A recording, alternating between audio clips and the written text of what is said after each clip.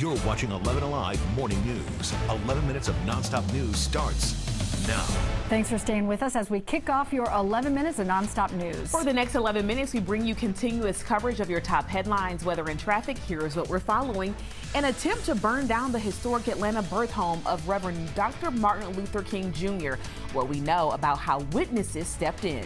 A local attorney says he's using a federal law to get justice for trafficking victims. The accusations the suit reveals against a hotel chain. Clouds are pushing in as we speak. We'll stay dry today, but the rain moves in just in time for the weekend. We'll have the details for you coming up.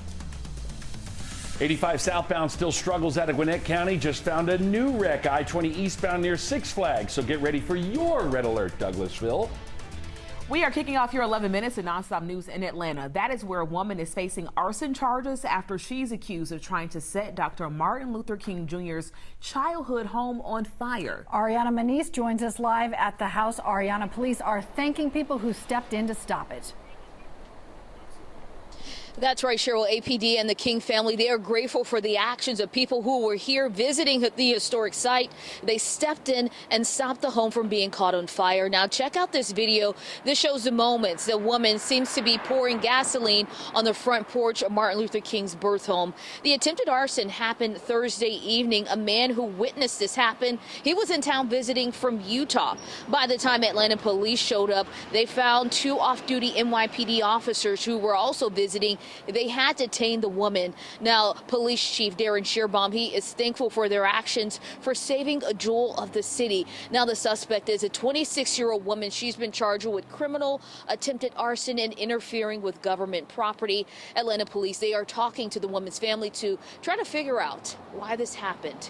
Back to you. Ariana, thank you. Continuing your 11 minutes of nonstop news, a Metro Atlanta attorney is working with survivors of human trafficking to hold hotel chains liable. They claim the hotels helped traffickers. The allegations are against Red Roof Inn. The federal lawsuit accused the hotel of paying employees to serve as lookouts as buyers used multiple rooms with multiple girls. Attorney Pat McDonough cited the Trafficking Victim Protection Reauthorization Act to file suit. It was settled days before trial started. The attorney hopes it will bring change and greater awareness. And there's a lot of great people in the hospitality industry that do the right thing. We're just trying to get the ones that aren't, right? And trying to say, look, if you're going to do your profit and loss statement, you better put this into the equation. 11 Alive reached out to Red Roof Inn for a statement. We have not heard back. A brand new update in a story we've been following out of Atlanta. The numbers are in, and more than 5,000 young people have gained some valuable experience with on-the-job training. The city says more than 5,100 teens and young adults participated in the Atlanta Summer Youth Employment Program. I sat down with Mayor Andre Dickens earlier this year, and at that time, it was about 3,200 young people who were employed through the program. The hourly average wage for the program was about $17.27. Mayor Dickens released a statement that says, in part, the Summer Youth Employment Program is not just about jobs, it's about hope, aspirations, and solid commitment to our city's youth. Happening today, some Clayton State students officially become alums. The university is holding its first fall graduation ceremony. That's today at 3, with the 2 others happening tomorrow. All events will happen at the Athletic Center. Congrats to all the grads. And that was a look at your top headlines. Chesley, another cold start to the morning. It is a cold start. Temperatures are down to the 30s in a lot of spots out there, so grab the jacket, grab the coat. You're going to need that as you're going out. Clouds are starting to build in, but not stopping that cold. You got 32 degrees in Canton, 31 over toward Duluth, 35 right now in Marietta, 39 the warm spot in Atlanta, but I think we may drop a degree or two before those temperatures start to rise back up. We'll get some sunshine in between the clouds that will be out there, suggesting a light coat or a heavy jacket this morning. By this afternoon, you may want to take that off. You're looking at 62 for the afternoon high, slightly above our average for this time of year. Milder day for us. Southwest winds about 10 miles per hour or less. Still very dry out there. Drought monitor came out yesterday. Has not changed much. You can see where we have that extreme drought up here to the far north. That's where it has been. That's where it continues, dipping a little bit further down to the south, almost covering all of Floyd County, for example, northern parts, or at least the northern half of Bartow County, Cherokee County as well, northern parts of that covered in that extreme drought. Just south of that is the severe drought, which extends into the northern suburbs of the area. So we need the water, folks, and we'll get some as we head into Saturday and Sunday. A little bit inconvenient for you, just in time for the weekend. Want to do some of that shopping, get your Christmas shopping done. You have to dodge the raindrops. We'll have scattered showers around off and on through the day on Saturday. Sunday, a 60% chance, a 70% chance for the rain, the heaviest of which should be during the morning. By the afternoon, especially late afternoon, we'll begin to clear that out. Behind that front, temperatures will start to dry out as well, or at least cool down as well. And notice the moisture building in the form of clouds for the most part. I think that's what we're going to see today. That rain stays well south and west of us. We are watching a front. It's off to the west. You can't even see it on the map yet, but that will make its way through the area, and that's what's going to increase our chances for the rain. Severe weather threat off to the west today. In fact, west of Memphis, you see that level 1 threat, or a marginal risk for severe weather. That intensifies a bit tomorrow, Saturday, looking at a level 2 threat from Memphis down through Jackson, westward back over toward eastern Texas.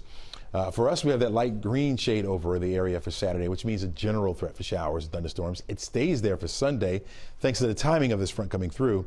You'll have it in the morning. The benefit of the daytime heating will be over toward our east, and so they'll have a better chance for the severe weather threat, well south of our area and over toward the east. So a general threat for us.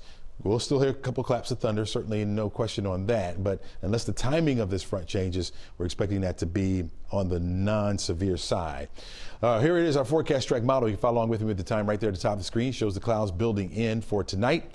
Here comes that rain on Saturday, scattered showers. Again, it'll be off and on as we head through the day. Heavy rain coming through during the wee hours of the morning on Sunday. We'll have lingering scattered showers for the rest of the afternoon. Late is when it'll clear out. We'll get the sunshine back in here for Monday, but it'll be much cooler on Monday. Look at Saturday, 67 degrees for the high, 63 on Sunday, and then back down to those 30s for start temperatures with 50s for afternoon highs as we head into next week. Crash? All right, Chesley, about a dozen wrecks this morning, half of them red alerts, and we're not out of the woods yet. Even though this one's all off to the right, damage is done. This is 85 southbound Jimmy Carter Boulevard between Indian Trail and Jimmy Carter Boulevard. That wreck at one point had all lanes shut down. That's why you're still solid back to 316. May want to consider Buford Highway. Connector northbound found that wreck near University Avenue. Put a little bit of a hiccup in your ride. I don't think that's the end of the world there. Just hang in there. Watch out, though, Deville. This one's not good. I-20 eastbound, the wreck is near Six Flags. Look at those delays stretching back towards Lee Road. Consider Highway 78, Veterans Memorial Highway. There's a live look showing all those brake lights along I-20. Cheryl? Crash, thank you. 6:55 now. An update on a salmonella outbreak officials say is tied to cantaloupe. This morning we've learned another person has now died. It is the third death in the U.S. The CDC says 230 people have gotten sick, 5 in Georgia. This recall affects whole and pre-cut cantaloupe. In Georgia, the FDA says the cantaloupe was sent to Kroger, Trader Joe's, and Sprouts.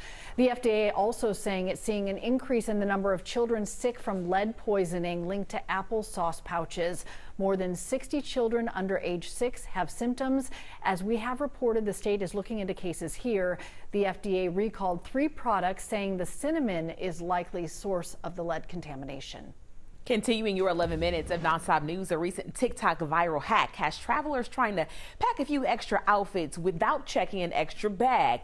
People are putting clothes inside the lining of their travel size neck pillow. But can you really do that? We verify. Are the pillows always exempt from airline baggage limits? Most airlines allow passengers 1 free personal item, usually something that fits under the seat. Most airlines do not include neck pillows in your typical luggage count, but some airlines like Sun Country say their agents can decide if the pillow is too big. You might have to pay a fee. So we can verify, no, pillows are not always exempt from airline baggage limits. It is a valuable ticket this time of year. Tomorrow, 11 Alive is bringing an Atlanta Symphony Orchestra holiday performance right to your home. Here's a preview.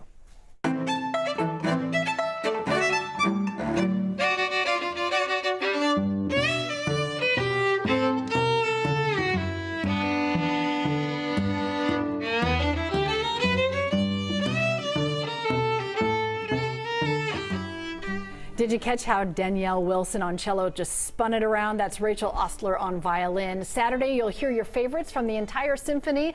I love hosting this holiday each year. Hope you'll join us tomorrow night. It's from 7 to 8. You can watch here on 11 Alive News. Chesley. All right, thanks a lot, Cheryl. By this afternoon, temperatures will be in the 50s. Even though we're starting off in those 30s, it is a cool start, or chilly start for us.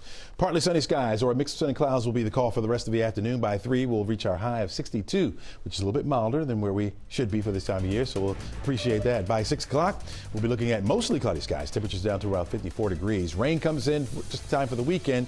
Much needed rainfall. It is a nuisance, but it is much needed. Crash? This rush hour has been a nuisance. If I'd have known I was going to work this hard, I'd have asked Jerry Carnes to work for me.